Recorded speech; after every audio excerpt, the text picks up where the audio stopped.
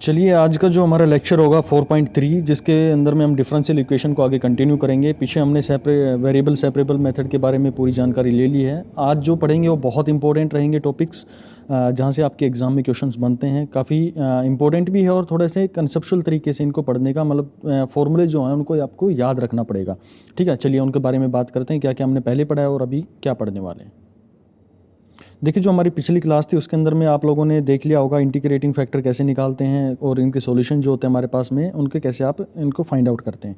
आज हम बात करेंगे जो हमारे पास में एक नेक्स्ट मेथड होगा जिसको बोलते हैं reducible to linear differential equation. यानी कि कुछ हमारे पास में जो इक्वेशंस होती हैं वो एक्चुअल में हमारे पास में लीनियर डिफरेंशियल इक्वेशन नहीं होती है, लेकिन हमें कुछ उनके अंदर में पैरामीटर यूज़ करके या फिर सब्सटीट्यूशन मेथड यूज़ करके हमें उनको लीनियर डिफरेंशियल इक्वेशन में पहले कन्वर्ट करना पड़ता है और फिर उसके बाद में जो हमारे मेथड्स होते हैं जो हम लीनियर डिफरेंशियल इक्वेशन को सोल्व करने के लिए यूज़ करते थे उन्हीं को यहाँ पर इम्प्लीमेंट हम करते हैं। देखो इसके अंदर में भी क्या इसकी फॉर्म होगी, सबसे पहले आप लोगों को फॉर्म याद रखनी है। तो इसके अंदर में जो फॉर्म होगी वो आप लोग को देखने को मिलेगी कि जैसे लीनियर डिफरेंशियल इक्वेशन था तो आपको D Y by D X P Y plus में क्यू इस फॉर्म में मिलती थी। लेकिन यहाँ पर क्या होगा, जो हमारा q होगा उसके साथ में y की पावर n यानी कि कुछ भी इस तरह से एक टर्म उसके साथ में मिलेगी, यानी कि खाली q हमारा अकेला नहीं मिलने वाला है। ओके, या फिर कुछ इस फॉर्म में आप लोगों को मिलेगा y dy by D X की फॉर्म में मिल जाएगा आप लोगों को, यानी कि ये dy बाई डी एक्स अकेला नहीं रहेगा। ये अकेला नहीं रहेगा, अगर इसको हटाओगे तो ये इस फॉर्म में जाके q y माइनस वन हो जाएगा। यानी कि कुल मिला के कुछ भी फॉर्म हो आप लोगों के पास में तो वहाँ पर ये आपको q y n की फॉर्म में मिलने वाला है। n कुछ भी हो सकता है, पॉजिटिव भी हो सकता है, नेगेटिव भी हो सकता है। ठीक है, पहले मैं आप लोगों को कंसेप्चुअली तरीके से बता देता हूँ कि अभी क्या इसके अंदर में करने वाले हैं और फिर मैं बताऊँगा इसकी शॉर्ट ट्रिक के बारे में जो आप लोगों को ध्यान रखनी है अपने एग्जाम के अंदर में। तो इसके अंदर में हमें करना क्या होता है, जो y है इसको हम ऐसा कर सकते हैं कि यहाँ पर इसके डिनोमिनेटर में ले जाकर इसको डिवाइड कर दें हम लोग, तो आप लोग को मिलने वाला है यहाँ पर y माइनस एन मिल जाएगा और यहाँ पर आपको मिलेगा y minus one minus N आप लोग को यहाँ पर मिलेगा और इधर क्या बच गया आपका, खाली q बच गया। तो ये भाई आप लोगों को सीट मिलेगी, उस टाइम आप इस चीज़ को देख लेना जो कि कैसे हम इसको फॉर्म करेंगे y one minus N Z. ठीक है, इसको हम इक्वल कर लेंगे, जेड के बराबर मान लेंगे इसको, फिर हम क्या करेंगे इसके अंदर में इनका डिफरेंशिएशन कर लेंगे। डिफरेंशिएट करने के बाद में आप लोगों को ये वैल्यू मिलने वाली है। ठीक है, ये आपका लॉन्ग मेथड होगा जो कि आपको अपने एग्जाम में फॉलो नहीं करना है। अब आपके एग्जाम में आप लोगों को क्या फॉलो करना है, तो जो यहाँ तक मेरे को लाने का आप लोगों को लाने का मेन मकसद था वो आप लोगों को इंटीग्रेटिंग फैक्टर निकालने के लिए मुझे यहाँ तक आपको लेके आना था। तो इंटीग्रेटिंग फैक्टर जो होगा, जैसे हम पीछे भी हम पढ़ते आए हैं कि ई की पावर में पी डी एक्स पीछे हुआ करता था। पता होगा ना आप लोगों को कि जब हम डिफरेंशियल इक्वेशन के बारे में बात करते थे तो उसका ई डी एक्स इस फॉर्म में आप उसका इंटीग्रेटिंग फैक्टर निकाल देते थे। तो इंटीग्रेटिंग फैक्टर अगर यहाँ पर आप निकालने में कामयाब हो गए तो आपका जो क्वेश्चन हो वो लगभग सोल्व हो गया। अब इस क्वेश्चन के अंदर में आप लोगों को करना क्या होगा, यहाँ पे आप लोगों को वैल्यूज फाइंड आउट करनी पड़ेंगी किस किस की। पहले तो आपको ये फाइंड आउट करना पड़ेगा कि मेरे क्वेश्चन के अंदर में p कौन सा है। ठीक है, p जो भी y के साथ में जुड़ा होगा, अगर x का फंक्शन होगा यानी कि D x by D Y रहा होगा तो ये x के साथ में आएगा यानी कि px की फॉर्म में आ जाएगा। तो ये मेरे पास p आप लोग को आइडेंटिफाई करना है पहले अपने क्वेश्चन के अंदर में, फिर q आइडेंटिफाई करना है अपने क्वेश्चन के अंदर में, और लास्ट में आप लोग को क्या फाइंड आउट करना है, जो y की पावर लगी होगी ना उस y की पावर को आपको आइडेंटिफाई करना है। यानी कि कुल मिला के तीन चीज़ आप लोग को फाइंड करनी है, p q और n। ये तीन अगर फाइंड कर लेते हो तो आपका जो क्वेश्चन होगा वो लगभग सोल्व हो चुका होगा। ठीक है, अब इंटीग्रेटिंग फैक्टर निकालने का इसका फॉर्मूला क्या रहेगा, तो इंटीग्रेटिंग फैक्टर ही पूछा जाता है आपके एग्जाम के अंदर में, इससे ऊपर नहीं पूछता है वो। ठीक है ना, इसका सॉल्यूशन के बारे में अभी तक कोई क्वेश्चन नहीं बना है, ना तो गेट के अंदर में बना है और ना ही आपका एटीसी के अंदर में कोई बना है। इसके अंदर में सिर्फ और सिर्फ इंटीग्रेटिंग फैक्टर के बारे में बात करता है। तो इंटीग्रेटिंग फैक्टर इसका क्या रहेगा, इसका इंटीग्रेटिंग फैक्टर होगा ई एक्सपोनेंशियल और p सेम वही रहेगा, लेकिन जो वहाँ पर dx हो जाया करता था यहाँ पे अब आप लोग को 1 माइनस एन ये आप लोग को करके फिर इसका इंटीग्रेशन करना है विद रिस्पेक्ट टू dx। ठीक है, अगर dy का फंक्शन है तो आपको dy से करना पड़ेगा, और x जो हमारे पास में dy बाई dx है तो dx से करना है, और dx बाई dy है तो आप लोग को dy से करना पड़ेगा। ठीक है, जैसा भी आपको फंक्शन किया होना होगा जो हमारे पास में डिफरेंशियल इक्वेशन होगी, मान लो dy बाई dx की थी हमारे इसके अंदर में, तो हम इस dx से इंटीग्रेट कर रहे हैं, तो ये आपको यहाँ से सोल्व करेंगे तो you will get the integrating factor. ठीक है, यहीं तक आप लोगों को इंटीग्रेटिंग फैक्टर के अंदर में क्वेश्चन पूछता है। चलो इसका क्वेश्चन करके देख लेते हैं और क्लैरिटी आप लोगों को आ जाएगी। क्वेश्चन में क्या गिवन है, D Y by D X Y plus में y बाई एक्स और एक्स क्यूब वाई क्यूब। देखो यहाँ देखते हैं आप लोगों को समझ में आ रहा है कि भाई मेरे पास में ये लीनियर डिफरेंशियल इक्वेशन तो नहीं है।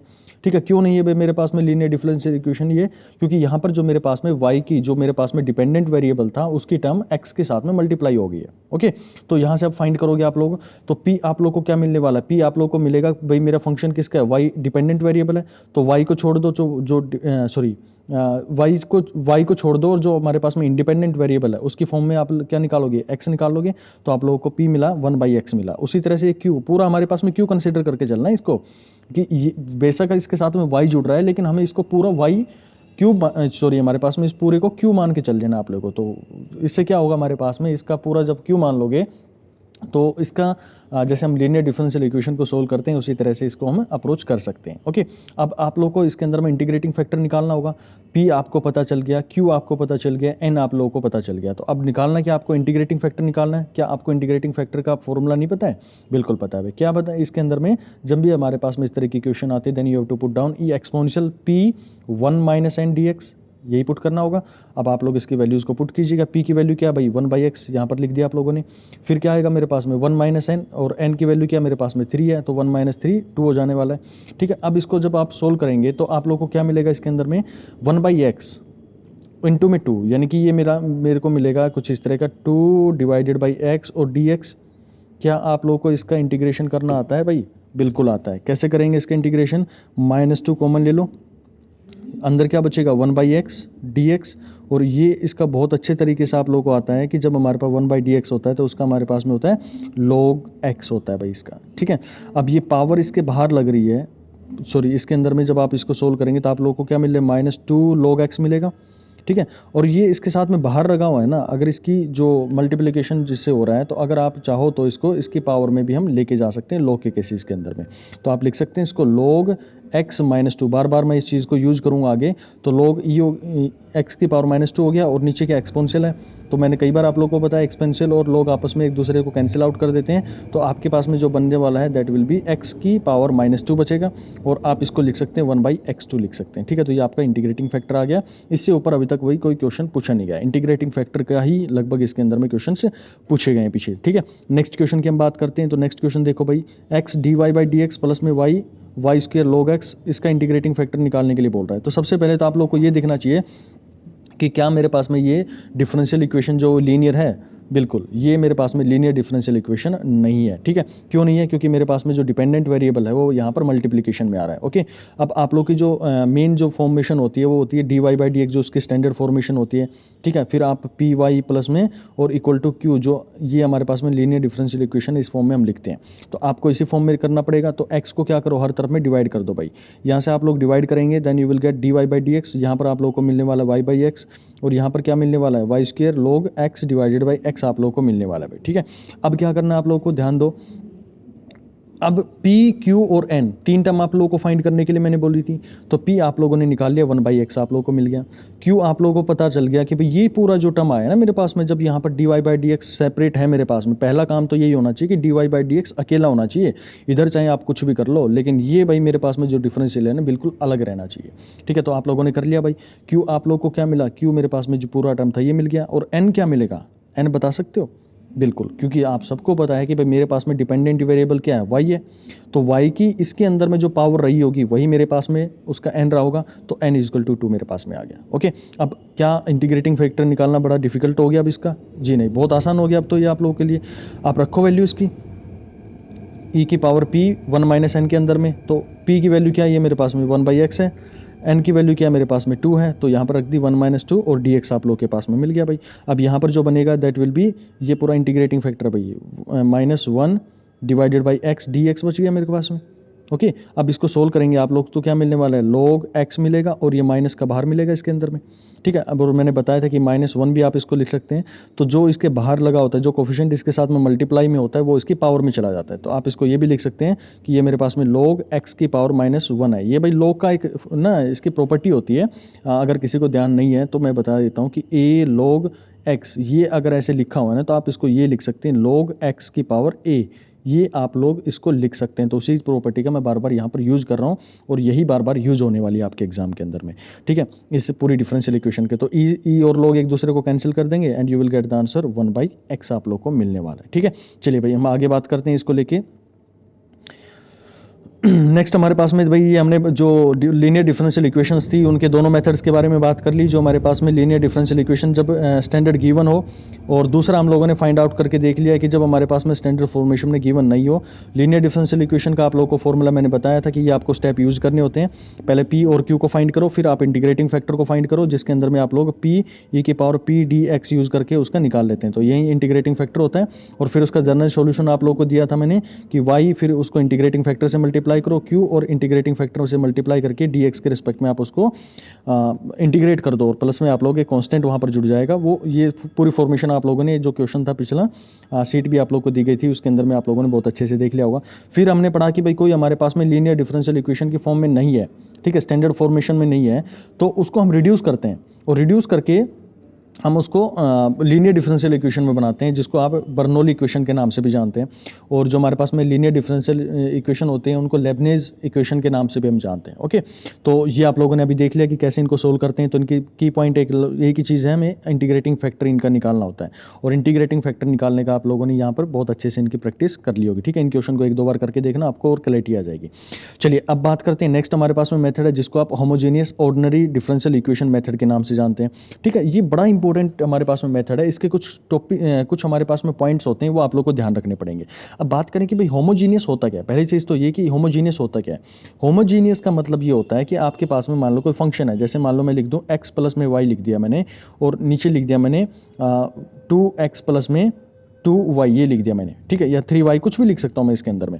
और मैंने क्या किया, जो मेरे पास में ऊपर जो फंक्शन है इसको पूरे को k से मल्टीप्लाई कर दिया, यानी कि kx प्लस में ky ऊपर वाले फंक्शन को, और नीचे वाले फंक्शन को मैं ऐसे करूँ तो ये बनने वाला मेरे पास में 2x प्लस में 3ky ये बनने वाला है। अब इसके अंदर में जो मेरे पास में अभी नया फंक्शन बना है, अगर इसके अंदर से मैं k कांस्टेंट k जो मेरे पास में वो कॉमन निकाल लूँ, तो मेरे पास में क्या वही इक्वेशन बन जाएगी जो पहले थी। भाई यहाँ से भी k निकलेगा, यहाँ से भी k निकलेगा, तो आप लोग यहाँ क्या बचने वाला है, x प्लस वाई बनने वाला है। यहाँ से भी k निकलेगा और यहाँ से भी k निकलेगा, तो भी ये मेरे पास में k बाहर आ गया, तो 2x प्लस में 3y। यानी कि जिससे मैं मल्टीप्लाई कर रहा हूँ, जिस भी कोफिशिएंट से मैं मल्टीप्लाई कर रहा हूँ, उसको जब मैं कॉमन निकाल लूँ, और फाइनली जब मैं पूरे फंक्शन को ऑपरेट कर लूँ, और फाइनली मेरे को वही रिजल्ट मिले जो मेरे पास में इनिशियल था, तो ऐसे इक्वेशन को हम जानते हैं होमोजीनियस इक्वेशन के नाम से जानते हैं। ठीक है, यही हमारे पास में होमोजीनियस ऑर्डिनरी डिफरेंशियल इक्वेशंस को लेके हमारे पास में एक मेथड बनता है। अब क्या होता है इसके अंदर में, हमारे पास डिफरेंशियल इक्वेशन तो कैसे गिवन होगी, बिल्कुल उसी फॉर्म में गिवन होगी जैसे dy बाई डी एक्स आप लोग को मिलने वाला है। फॉर्म पहले पहचानो इसकी कि कैसे आप लोग को एक फॉर्म पहचाननी पड़ेगी। तो dy बाई डी एक्स होगा, ऊपर एक फंक्शन होगा जो कि xy होगा, और नीचे एक फंक्शन होगा जो कि gxy होगा। ठीक है, और जो f जो हमारे पास में फंक्शन है, यानी कि f जो है वो xy का होगा, g भी हमारे पास में xy होगा, और ये दोनों हमारे पास में किस तरह के फंक्शन होंगे, होमोजीनियस फंक्शन होंगे, यानी कि हमारे पास में इनकी डिग्री जो है वो सेम रहने वाली है। अब कैसे इनको सोल्व करेंगे, कैसे हम इनको आइडेंटिफाई करेंगे, तो पहला स्टेप आप लोगों को मैंने बता दिया कि आइडेंटिफाई करने के लिए आपको क्या करना पड़ेगा। जो भी आपके पास में क्वेश्चन गिवन है, x की जगह पे x रखो, y की जगह पे ky रखो, और फिर उसकी इक्वेशन को सोल्व करके देखो। अगर सारे k हमारे पास में कैंसिल आउट हो जाते हैं, यानी कि जो ओरिजिनल इक्वेशन थी हमारे पास में वही मिल जाती है, तो आप कहेंगे कि मेरे पास में कैसी इक्वेशन है, ये डिफरेंशियल इक्वेशन बन गई है, कैसी, होमोजीनियस। चलिए इसके एक दो एग्जांपल हम करके देख लेते हैं, कैसे आप इसको आइडेंटिफाई करके देखेंगे। तो देखिए पहले एग्जांपल के अंदर में मैं बात कर रहा हूँ dy by D x equal to 2xy आप लोगों को दे दिया गया है। रखो भाई इसके अंदर में आइडेंटिफाई करने के लिए कि मेरी ये इक्वेशन है वो होमोजीनियस है या नहीं है। ये हमें क्यों जरूरत पड़ती है होमोजीनियस वगैरह फाइंड आउट करने के लिए। ठीक है, जब आपको क्वेश्चन मिलेगा ना, तो आप लोगों को ये देखना पड़ेगा, बहुत सारे मेथड आपके दिमाग के अंदर में चल रहे होंगे। अब वहाँ पर कौन सा मेथड आप लोगों को यूज़ करना पड़ेगा ना, वो इन्हीं रास्तों से गुजर के जाना पड़ेगा। इनका जब लास्ट में एक समराइज़ करूँगा ना, तो आप लोगों को समझ में आएगा कि क्या क्या हम चीज़ें पढ़ते आ गए। आप इन पॉइंट्स को नोट करते चलो, चार जो हमारे पास में मेथड होंगे उन्हीं के अंदर में हम बात करते चल रहे हैं, फिर हम एक फ्लो चार्ट के बारे में बात कर लेंगे। ठीक है, चलो भाई अब इसके अंदर में आप लोगों ने देखा k की वैल्यू यहां पर पुट करके देखो, x की जगह पे kx कर दिया और y की जगह पे ky कर दिया आप लोगों ने। अगर ये कर दिया तो अब क्या करना आप लोगों को, dy बाई डी एक्स आप लोगों को क्या मिलने वाला है, 2k स्क्वायर xy। क्या भाई ये मेरे पास में जब मैंने इसको ऑपरेट किया तो क्या k जो मेरे पास में था वो कैंसिल आउट हो गया, नहीं हुआ भाई। क्या बचा मेरे पास में, 2k स्क्वायर xy बचा हुआ है, यानी कि ये मेरे पास में कोई होमोजीनियस इक्वेशन नहीं है। चलिए अगले की बात करते हैं। तो y dy by D x और 2x है, तो आप लोग को दिख भी रहा होगा कि अगर मैं k को यहाँ से मल्टीप्लाई कर दूँ, k की इसकी जगह पे ky कर दूँ और यहाँ पर 2xk कर दूँ या kx कर दूँ, तो फाइनली जब मैं इसको ऑपरेट करूँगा तो k से k कैंसिल हो जाने वाले, ठीक है ना। जब नई इक्वेशन हमारे पास में डेवलप होगी तो हमें क्या करना है, के को कैंसिल आउट करके देखना है कि अगर वो कैंसिल हो रहे हैं तो हम कहेंगे कि मेरे पास में इक्वेशन जो है वो होमोजीनियस है। तो ये मेरे पास में होमोजीनियस इक्वेशन होगी भाई, बिल्कुल होगी। ठीक है, चलिए नेक्स्ट हम एक और इक्वेशन लेके देख लेते हैं। इसके अंदर में आप लोग देख रहे होंगे D Y by D X 3x² plus में y² और नीचे हमारे पास में xy। अब ये मेरे पास में ओरिजिनल जो होमोजीनियस इक्वेशन का मेथड आता है ना, जो फॉर्म थी, वो यहाँ पर डेवलप हो गई है। पीछे तो मैं आप लोगों को समझा रहा था कि भाई कैसे आप लोग उसको आइडेंटिफाई करते हैं। ठीक है, चलो इसके अंदर में देखते हैं। ऊपर आप लोग क्या करना है, ऊपर जो x है उसकी जगह पे k पुट करो, k x पुट करो, और y है उसकी जगह पे k y² पुट करके देखो। तो आप लोग जब इसको पुट करेंगे तो आप फाइनली पाएंगे कि ऊपर से k² आने वाला है और नीचे से k² आने वाला है, और फाइनली अंदर जो ये इक्वेशन रखी हुई है वो की हुई यहाँ पर लिखी जाएगी, k से k कैंसिल हो जाएगी। यानी कि जब आप इसका ऑपरेशन करेंगे पूरा तो आप लोग पाएंगे कि जो इक्वेशन हमारे पास में ओरिजिनल थी वही आ गई है। तो आप कहेंगे कि ये मेरे पास में इक्वेशन कैसी है, एक होमोजीनियस इक्वेशन बनकर आ गई है। ठीक है, तो आप लोग को आइडेंटिफाई करना आया। चलिए अब इसका सोल्यूशन कैसे करेंगे। सोल्यूशन बहुत इंपॉर्टेंट है भाई, सोल्यूशन पर बहुत अच्छे से इसका ध्यान देना आप लोग को। तो जब भी आप लोग को सोल्यूशन करना है तो जहाँ पर भी मेरे को y दिखे ना इसके अंदर में, y की जगह पर मुझे vx पुट कर देना है। कब करना है, जब आपकी जो इक्वेशन की फॉर्मेशन है ना, यानी जैसे हमारे पास में डिफरेंशियल इक्वेशन थी, ये डिफरेंशियल इक्वेशन किसकी फॉर्म में, D Y by D X की फॉर्म में आप लोगों को दिख रही है। तो इसके अंदर में आप लोग को करना क्या है, y को पुट करना है। इसके अंदर में जो y है उसको आप पुट करेंगे, वी एक्स पुट कर देंगे। ठीक है, और अगर वो D x by D Y की फॉर्म में लिखा होता तो क्या करते, तो वहां पर आप वी वाई पुट कर देते किसको, एक्स को, यानी कि जो मेरे पास में डिपेंडेंट वेरिएबल है उसी की फॉर्म में हमें उसको पुट करके देखना है। ठीक है, नेक्स्ट स्टेप अब बात करते हैं इसके अंदर में क्योंकि D Y by D X को भी मुझे वी की फॉर्म में लिखना पड़ेगा। तो यहाँ पर आप लोग देख रहे होंगे कि मैं इस इक्वेशन को उठा रहा हूँ खाली, क्योंकि जर्नलाइज हमें इसी फॉर्म में आप लोगों को मिलती है क्वेश्चन के अंदर में, D Y by D X की फॉर्म में ज़्यादा क्वेश्चन आप लोगों को मिलते हैं। तो आप क्या करेंगे, D Y by D X इसको कर सकते हैं, और ये मेरे पास में v और x है, v मेरा फंक्शन है और x मेरे पास में एक फंक्शन है। तो आप इसको कर सकते हैं कि ये u v का फॉर्मूला लगा सकते हैं डिफरेंशिएशन का, जो क्या कहता है कि पहले को कांस्टेंट रखो, दूसरे का डिफरेंशिएशन करो, यानी कि D we by D X करो, फिर क्या करना है, प्लस करना है, सेकंड को कांस्टेंट रखो, सेकंड को एज इट इज रखो, यानी कि सेकंड आप लोग के पास में क्या है, एक्स है इसके अंदर में, एक्स है आप लोगों के पास में, और पहले का डिफरेंशिएट करो। तो पहले को डिफरेंशिएट करेंगे क्योंकि v हमारा जो फंक्शन है वो x का फंक्शन ऑफ x है। ठीक है, तो आप उसको डायरेक्टली 1 नहीं बना सकते इसके अंदर में, या कांस्टेंट मान के उसके बाहर नहीं लिख सकते, इसका भी हमें डिफरेंशिएट करना पड़ेगा। हमें नहीं पता कि v की क्या वैल्यू रही है, तो आप लोग को इसका डिफरेंशिएशन यहाँ पर लिखना पड़ेगा भाई। ठीक है, तो ये हमारे पास में फॉर्मेशन आएगी। चलो इसी को अब सोल्व करके देखते हैं। तो y मेरे पास में D Y by D x हो गया। अब वी एक्स है मेरे पास में फंक्शन, तो पहले डी ये वाला फंक्शन लगाएंगे u, यानी कि v मेरे पास में एज इट इज आ गया, और D x by D x करेंगे तो 1 बन जाएगा वो, तो ये v आ गया मेरे पास में। नेक्स्ट की हम बात करेंगे तो x को एज इट इज रखो और दूसरे वाला करो, तो D Y by D X आप लोग को यहाँ पर मिलने वाला। ठीक है, तो ये दूसरा स्टेप हो गया मेरे पास में। अब क्या करना है, ये जब हो जाएगा ना आप लोग के पास में, फाइनली फिर आप लोग को क्या करना है, वापसी जो है ना v की जहां पर भी वैल्यू आएगी उसको y बाई एक्स आप लोग को पुट कर देना है। ठीक है, 3 स्टेप आप लोगों को बिल्कुल ध्यान रखने हैं। इसका मैं फ्लो चार्ट भी अभी आप लोगों को दे रहा हूं। पहला स्टेप तो आप लोग को स्टेप बाय स्टेप चलोगे ना, बड़ा मजा आने वाला है इन चीज़ों को लेके। सबसे पहले तो आप लोगों को होमोजीनियस इक्वेशन पहचाननी है कि भाई होमोजीनियस है या नहीं है। कैसे पहचानेंगे उसको, कि इसे मल्टीप्लाई करके देखेंगे x को और y को, फिर फाइनली आप उसका रिजल्ट बाहर निकाल के देखेंगे तो वो जाएगा। दूसरा आप लोग को क्या करना है, अगर ये चीज़ हमें होमोजीनियस कंफर्म हो गया कि भाई मेरी इक्वेशन होमोजीनियस बन गई है, तो आप लोग क्या करना है, y को vx पुट करना है। ठीक है, और x का फंक्शन है, x डिपेंडेंट का फंक्शन है, तो आप x की जगह पे vy पुट करेंगे। फिर जो dy बाई dx है उसको क्या पुट करके चलना है, v प्लस में x dy बाई dx आप लोग को पुट कर देना है, और फाइनल जब रिजल्ट मिलेगा तो मुझे v equal to Y X आप लोग को पुट कर देना है दोबारा से उसके अंदर में, रिवर्स में जब आप लोगों का रिजल्ट मिल जाएगा। ठीक है, फ्लो चार्ट आप लोग को दे दिया कि भाई मैंने जो चीज़ मैंने बोली है वो सारी इसके अंदर में लिखी गई है, कि सबसे पहले रिप्लेस करके देखो कि मेरे पास में होमोजीनियस इक्वेशन है या नहीं है। अगर मेरे पास में कैंसिल नहीं हो रहे हैं, वो जो के हैं वो कैंसिल नहीं हो रहे, तो हम करेंगे कि वो मेरे पास में नॉन होमोजीनियस इक्वेशन है, उसके हम आगे मेथड पढ़ेंगे। ठीक है, फिर अगर के कैंसिल हो गए तो आप मानेंगे कि मेरे पास में होमोजीनियस इक्वेशन है, it is homogeneous equation, can you separate the variable, क्या आप उनके वेरिएबल को सेपरेट कर पा रहे हैं, नहीं कर पा रहे हैं। ठीक है, तो आप लोग को क्या करना है, अगर आप कर पा रहे हैं, पहली चीज़ मैं ध्यान दूं कि अगर आप कर पा रहे हैं यानी कि कर पाएंगे, तो आप लोग उसके अंदर में कौन सा मेथड यूज़ कर सकते हैं, जो आपका लीनियर डिफरेंशियल इक्वेशंस के अंदर में जब आप पढ़ रहे थे तो वेरिएबल सेपरेबल का मेथड पढ़ रहे थे ना आप लोग, तो उसको यहाँ पर यूज़ करके देख सकते हैं। ठीक है, न्यूमेरिकल के साथ में और क्लैरिटी आएगी। अगर आप लोग उसको नहीं कर पा रहे हैं तो उसके बाद में आप लोग को क्या करना है, सब्सटीट्यूट करके देखना है। किसको, y को vx पुट कर देना है, dy को v पुट कर देना है, dy बाई dx को v प्लस में x d V divided by D X आप लोग को वहाँ पर पुट कर देना, ठीक है। वही चीज़ें मैंने जो ऊपर बताई है वही है। फिर उसके बाद में सेम वही मेथड होगा कि अप्लाई वेरिएबल सेपरेबल मेथड, फिर इंटीग्रेट करना है और लास्ट में हमारे पास में क्या हो जाएगा, रिजल्ट मिलने वाला, ठीक है। अब इसके अंदर में कैसे क्वेश्चंस बनेंगे उनको देख लो। पहला क्वेश्चन है मेरे पास में, find the solution of d Y by D x equal to d square 3 Y square plus में x square divided by x y. पहली चीज़ तो ये, क्या ये मेरे पास में f x y divided by g x y की फॉर्मेशन में है और बाहर यहाँ पर लिखा हो d Y by D x, बिल्कुल वही फॉर्म मेरे पास में गिवन है ये भाई, ठीक है, जो हमने अभी पढ़ी थी, जो डिफरेंस होमोजीनियस इक्वेशंस का बेसिक स्ट्रक्चर बनाया गया। ओके, अब पहला स्टेप मैंने क्या बताया था आप लोगों को, इसके अंदर में इनिशियल कंडीशंस दे दी गई है। इनिशियल कंडीशन का मैंने पहले भी बताया था पिछले लेक्चर के अंदर में कि इनका सिर्फ और सिर्फ इतना यूज हमारे पास में होता है कि जो लास्ट में कॉन्स्टेंट बचता है ना इंटीग्रेशन के अंदर में, उसकी वैल्यू फाइंड आउट करने के लिए होता है। तो इस इनिशियल कंडीशन से कभी घबराना मत आप लोग। ओके, अब पहले वाले को करके देखो भाई, तो आप लोग देखेंगे स्टेप 1 में आप लोग के पुट करके देखेंगे, तो के पुट करके देखेंगे तो यहाँ से भाई वैसे भी मेरे को दिख रहा है कि 2 डिग्री है इसकी भी 2 है और इसकी भी 2 डिग्री है, तो आपस में कैंसिल आउट हो जानी, ठीक है। तो ये नॉर्मली मेरे पास में क्या बनने वाली है कि होमोजीनियस इक्वेशन बनने वाली है। अगर मेरे पास में होमोजीनियस इक्वेशन बनने वाली है तो मुझे क्या करना पड़ेगा भाई नेक्स्ट स्टेप में नेक्स्ट स्टेप मुझे क्या करना पड़ेगा इसके अंदर में कि क्या मैं इनके वेरिएबल जो हैं वो सेपरेट कर पा रहा हूँ या नहीं कर पा रहा हूँ। अगर नहीं कर पा रहा, कैसे नहीं कर पा रहा, इसके अंदर में देखो यहाँ पर मेरे पास में एक्स और वाई दोनों जुड़े हुए भाई, क्या मैं इन दोनों एक्स वाई को अलग कर सकता हूँ?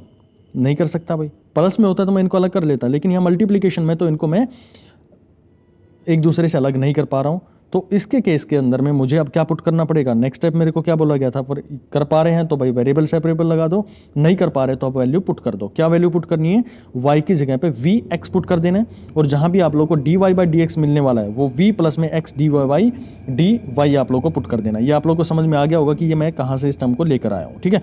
चलिए इसी क्वेश्चन के अंदर में शुरुआत करते हैं। अब इसको रखो भाई, आप लोग D Y by D X था, उसके अंदर में आप लोगों ने पुट कर दिया v प्लस में x D Y by D X, ठीक है। और फिर 3 वाई स्क्र प्लस में x square divided by D X Y था, तो उसके अंदर में क्या करना है, जहाँ जहाँ आप लोगों को y दिख रहा है वहाँ पर आप लोगों ने पुट करते चले गए, then you get the 3x square plus में v स्क्र, ये आप लोग को भाई रिजल्ट ये मिलने वाला है 3x square v square X square divided V X square.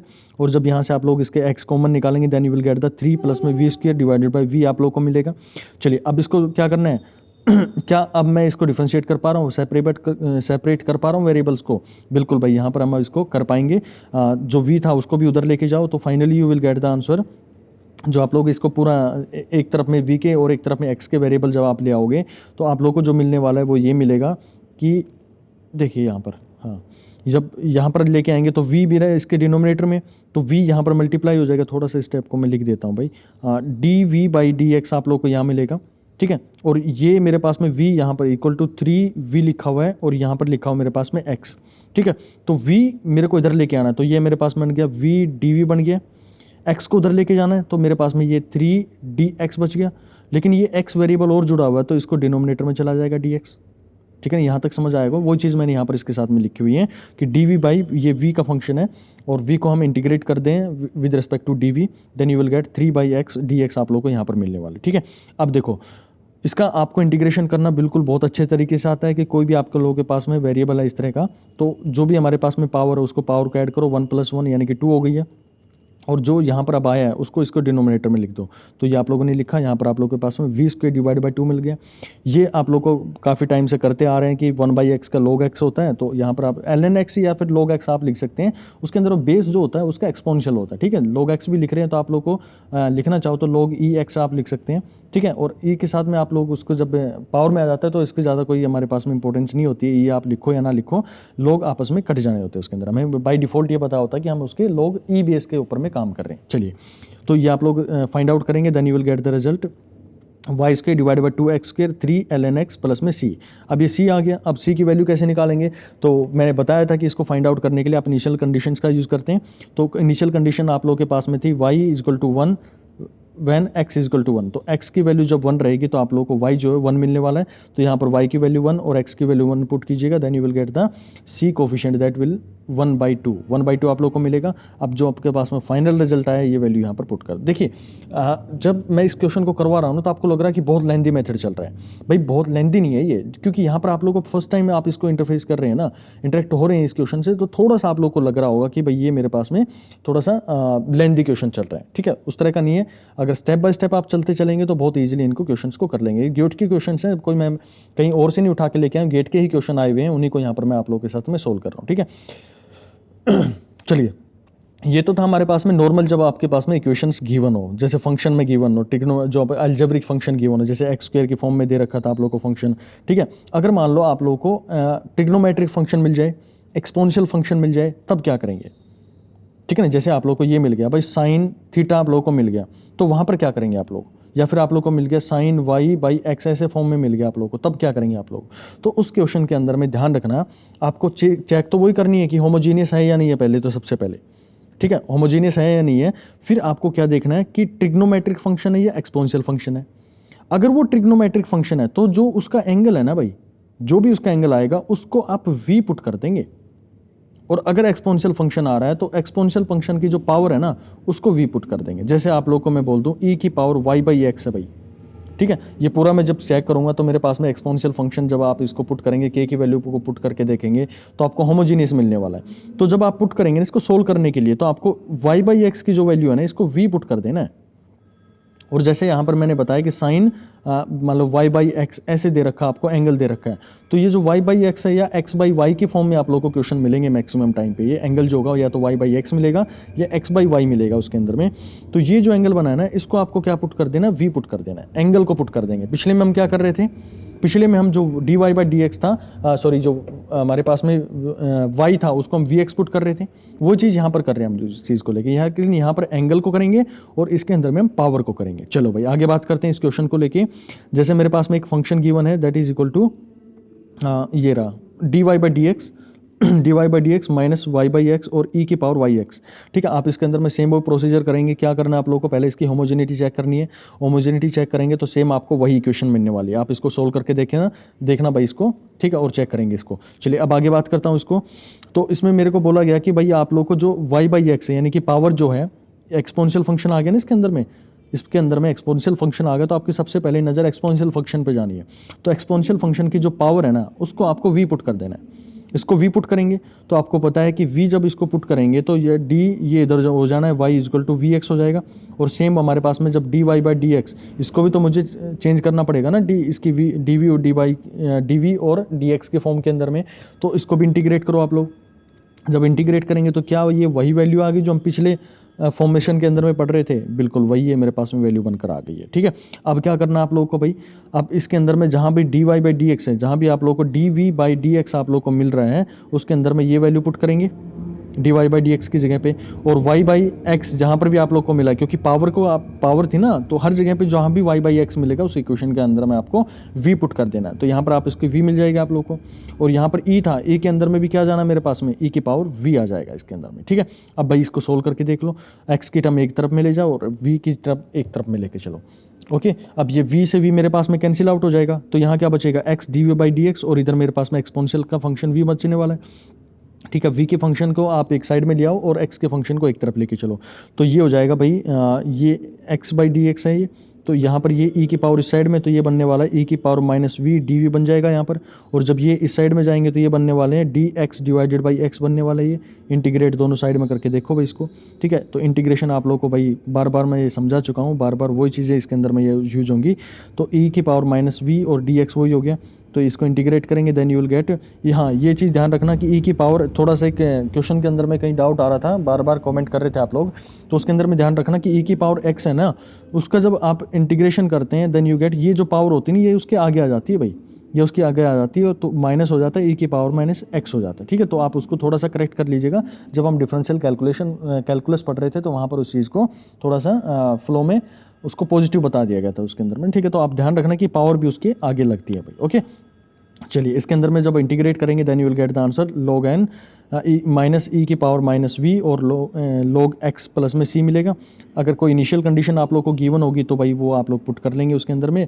और फाइनली अब आप लोग को क्या करना है, जहाँ भी v आप लोग को दिखता है, जहाँ भी v दिख रहा है उसको फाइनली आप लोग को क्या पुट कर देना है, y बाई एक्स आप लोग को पुट कर देना है। ठीक है, आप लोग का आंसर यहाँ पर मिल जाने वाला है। ठीक है, चलिए नेक्स्ट हम क्वेश्चन की बात कर लेते हैं जिसके अंदर में साइन, और ये गेट 2015 का क्वेश्चन आया हुआ है। ये इसके अंदर में क्या पूछा गया है, ये एक इक्वेशन आप लोग को दी गई थी, बहुत लंबी चौड़ी इक्वेशन आप लोग को दी गई है। तो सबसे पहले तो आपको क्या करना है, जो भी एंगल हैं उनको एक तरफ में लेके जाओ, ये एंगल एक तरफ में लेके, और जो भी हमारे पास में वेरिएबल्स हैं जैसे डिपेंडेंट वेरिएबल है, इंडिपेंडेंट वेरिएबल है, उनको एक तरफ में ले आओ। तो आपने वो कर लिया भाई। ठीक है, इसके अंदर में पूरा सोल्व करके देख लेना आप लोग, ये इसी फॉर्म में बन के आएंगे आप लोगों को। ठीक है, वाई बाई एक्स आप लोग क्योंकि इनके साथ में मल्टीप्लिकेशन में, तो आप उसको एक तरफ में लेके चलेंगे। चलो भाई, अब क्या करना है, आप लोगों को पता है कि भाई मेरे पास में जो यहाँ फॉर्मेशन बनी है, ये लीनियर डिफरेंशियल इक्वेशन बनेगी, बिल्कुल बनेगी। के की जगह पे के एक्स पुट करके देखो और वाई की जगह पे के वाई आप लोग पुट करके देखो, तो आपको डिफरेंशियल इक्वेशन कंफर्म मिलने वाली है। ठीक है, आप उसको क्रॉस चेक भी करके देख सकते हैं। चलो, ये मेरे पास में साइन वाई बाई एक्स और कोस वाई बाई एक्स क्या बन सकती हैं, टेन वाई बाई एक्स बन सकते हैं, क्योंकि मेरे पास में भी ट्रिग्नोमेट्रिक फंक्शन आ गया। ट्रिग्नोमेट्रिक फंक्शन आ गया तो होमोजीनियस इक्वेशन को मैं, मेरे पास में एक बहुत अच्छी अप्रोच है कि उसको मैं सोल्व कर सकता हूँ कि ये जो एंगल बना है ना, इसका एंगल को वी पुट करके देख लो मैं। तो यहाँ पर भाई कुछ नहीं है, आप लोग को तो आप लोगों को समझ में आया कि एंगल वाई बाई एक्स है, तो वाई बाई एक्स को वी पुट कर दो। तो आप लोग इसको पुट करेंगे तो वाई जो है मेरे पास में वो वी एक्स बन जाना है। ठीक है ना, जो मेरे पास में इक्वेशन थी वो तो पूरा चेंज होगा ना उसके अंदर में, तो जो मेरे पास में y था वो मेरे पास में वी एक्स बन जाएगा, और x मेरे पास में एज इट इज रहेगा। यहाँ पर y था वो भी y मेरे पास में क्या बन जाने वाला है, वो मेरे पास में बनेगा वी एक्स बन जाएगा। जब आप इस पूरे को सोल्व करेंगे, जब इस पूरे को सोल्व करना भाई, वैल्यूज जो हैं जो y है उसकी जगह पे वी एक्स पुट करके देखोगे, then you will get the result. आप लोग को ये मिलने वाला है, दैट इज 2vx dx। ठीक है, और प्लस में एक्स स्क्वायर प्लस में dv। ठीक है, आप पॉज करके उसको थोड़ा सा चेक करके देख लो भाई। ठीक है ना, क्योंकि मैं इनको यहाँ पर चेक करूँगा, पूरा आप लोग को बताऊँगा, तो काफ़ी टाइम आप लोग का लेक्चर जो काफ़ी लेंदी हो जाएगा। ठीक है, मेरा यहाँ पर आप लोग को ये है कि भाई कम से कम टाइम के अंदर में ज़्यादा से ज़्यादा कंटेंट आप लोग को प्रोवाइड कर दिया जाए। ठीक, क्योंकि एग्ज़ाम जो है अब ज़्यादा दूर नहीं रहा है, मतलब मोस्ट प्रोबेबली आप ये मान सकते हैं कि भाई जनवरी तो हमारी अब शुरू होने वाली है, तो जैन के बाद में आप लोग फेब मान सकते हैं कि आपको तैयारी कम मिलेगा। मार्च के अंदर में 99% चांसेस हैं कि भाई आपके एग्ज़ाम जो है वो शुरू हो जाने चाहिए। ठीक है, बाकी भाई कुछ नहीं पता एयरपोर्ट अथॉरिटी का कब को वो अपना जो एग्ज़ाम डेट है वो रिलीज़ कर दे, आपको अपनी तरफ से पूरा प्रिपेयर रहना पड़ेगा एग्ज़ाम के लिए। ठीक है, चलिए अब इसको लेकर हम चलते हैं इस क्वेश्चन को। अब जब आप इसका पूरा पुट करेंगे वैल्यूज़ को, then you will get 2v plus में एक्स डी और डिवाइडेड बाई एक्स डी आप लोग को यहाँ पर मिलने वाला है। ठीक है, अब क्या करना है आप लोग को, इसके थोड़ा सा और मैं इसको सोल्व करके देखूँ, तो यहाँ पर आप इसको सोल्व करेंगे तो आप ये देख सकते हैं कि भाई ये टर्म जो है डी बाई डी इनको सेपरेट करते हुए चलो, यहाँ पर इनको सेपरेट कर दी इसके साथ में, और इसको सेपरेट कर दो इसके साथ में। तो इससे क्या होगा, मेरे पास में जो टर्म है ना वो आपस में कैंसिल आउट हो जाएंगे। कहीं आप लोग को दिख रहा है कि ये दोनों टर्म आपस में कैंसिल आउट हो जानी है। ठीक है, तो ये मेरे पास में D Y by D x हो गया, ये x d we by x d v है, तो ये दोनों कट होकर क्या हो गया, मेरे पास में 1 हो जाएंगी। आप इसको भाई इक्वेट करना, और ये मेरे पास में क्या बनेगी, d Y by D x by d v ये बच गया, और ये जो माइनस बन रहा है ना, ये माइनस इस साइड में जाके इसके साथ में इसका एक माइनस में जुड़ जाने वाला है, वी टेन वी माइनस में 1। आप लोग को बेसिक मैथमेटिक्स से ज़्यादा कुछ इसके अंदर में नहीं है, जोड़ घटा गुणा भाग ये सब चल रहे हैं इसके अंदर में। तो यहाँ पर जो आप लोग को मिलेगा that will be 2 divided by x d x v tan v minus में 1 बाई वी और डी वी आप लोग को मिलेगा। ठीक है, अब क्या करना है भाई मेरे को, अब दोनों साइड में इंटीग्रेट कर दो। तो इंटीग्रेट करेंगे जब आप लोग, तो इंटीग्रेट इसको करेंगे, देखो इसको इंटीग्रेट करेंगे, यहाँ पर इंटीग्रेट करेंगे तो क्या मिलने वाला है, ये 2 log x मिलने वाला है मेरे को। ठीक है, वो मैंने यहाँ पर लिख दिया भाई। ये जब इसको इंटीग्रेट करेंगे, सेपरेट कर लो इसको, तो ये बनेगा v tan divided by v बचेगा, तो वी से वी कैंसिल हो गया, तो खाली क्या बचा मेरे पास में, टेन वी बचा। टेन वी का इंटीग्रेट करेंगे तो ध्यान रखना, टेन वी का जो मेरे पास में इंटीग्रेशन आएगा that is equal to log sec v, ये आप लोग को मिलने वाला है। ठीक है, और फिर मेरे पास में नेक्स्ट टर्म क्या रहेगी, ये नेक्स्ट टर्म मेरे पास में रहेगी है minus 1 by c, 1 by v रह गया। तो इसका जब करेंगे तो आपको बहुत अच्छे से पता है कि इसका भी मेरे पास में जो इंटीग्रेशन आता है दैट इज log v आएगा, log v आ गया। फिर लास्ट टर्म क्या बची मेरे पास में, यहाँ पर c बचा हुआ था, तो उसका भी करेंगे तो इंटीग्रेशन आप लोग को log c मिलेगा। ठीक है, अब देखो इसके अंदर में थोड़ा सा आप लोग को ध्यान आ रहा होगा कि जो मेरे पास में कहीं ना कहीं हम लोगों ने ऐसे पढ़ा है कि जब हमारे पास में log की टर्म प्लस हो रही है, log की टर्म जब हमारे पास में प्लस हो रही है तो वो मल्टीप्लाई होती है, यानी कि एक्स वाई लिख सकते हो। ये अगर log y इंटू में log x हो रहा है, आपस में जुड़ रहे हैं, तो आप इसको एक्स वाई लिख सकते हो। ठीक है, log एक्स वाई आप लोग इसको लिख सकते हो। और अगर ये माइनस हो रही है तो आप इसको लिख सकते हैं log x डिवाइडेड बाई, अगर ये माइनस हो रही है, पहले y लिखा है ना, तो y बाई एक्स आप इसको लिख सकते हैं। ठीक है, तो ये बेसिक आप लोग मैथमेटिक्स है वही यूज़ कर रहे हैं। तो यहाँ पर आप लोग लिखेंगे इसके अंदर में, इधर आप लोग को क्या मिलने वाला है, log x स्क्वायर मिलेगा, क्यों, ये मिलेगा log 2 log x बचेगा, तो ये जो 2 था ये x के ऊपर में चला जाएगा, तो आपको मिलने वाली log x की टर्म मिलेगी यहाँ से। ओके, और यहाँ पर मेरे को क्या मिलने वाला है, ये मिलेगा log c डॉट जो मेरे multiply sec v divided by v आप लोग को यहाँ पर मिलने वाला है। इसको सोल्व करते हुए चलेंगे, log से log कैंसिल हो जाएगा हमारे पास में। फिर फाइनली क्या करना है, जो भी हमारे पास में v की वैल्यू है, v की वैल्यू की जगह पे आप लोगों को क्या पुट कर देना है, y बाई एक्स दोबारा से आप लोग को पुट कर देना है। और जब ये आप इसको पुट करेंगे और फाइनली आप लोग को जो रिजल्ट मिलने वाला है वो मिलेगा आपको ये, that is x y cos y by x आप लोग को मिलने वाला है। देखिए ज़्यादा कुछ इसके अंदर में हमने यूज़ नहीं करना है, बेसिक जो आप लोग को पॉइंट्स याद रखने थे ना, वो जो स्टेप्स थे वो स्टेप अगर आप लोग को आते हैं कि भाई क्या हमें करना होगा, जब एंगल हमारी फॉर्मेशन आ जाते हैं तो एंगल जो होता है उसको आपको क्या पुट कर देना है, एंगल को हमें v पुट कर देना। तो यहाँ पर एंगल मेरे पास में y बाई एक्स बन रहा था, तो उसको मैंने v पुट कर दिया। इसके अलावा मैंने इसके अंदर में कोई भी रॉकेट साइंस यूज नहीं करी। ठीक है, इसका जो नेक्स्ट पार्ट होगा भाई उसके अंदर में हम बात करेंगे कि अगर हमारे पास में कोई होमोजेनियस इक्वेशन नहीं है तो उसको होमोजेनियस हमें कैसे बनाना है और उसको रिड्यूसिबल टू होमोजेनियस फॉर्म के अंदर में लेके चलेंगे। ठीक है, फिर हम उसके अंदर में नेक्स्ट हम बात करेंगे एग्जैक्ट डिफरेंशियल इक्वेशंस को लेके, जो कि वेरी वेरी इंपॉर्टेंट टॉपिक आपके एग्जाम के लिए। चलिए उसको हम नेक्स्ट इसके पार्ट के अंदर में देखेंगे, जो कि बहुत जल्दी आप लोगों को मिल जाएगा उसके अंदर में। ठीक है, चलिए मिलते हैं नेक्स्ट लेक्चर के अंदर में। Thank you so much for watching.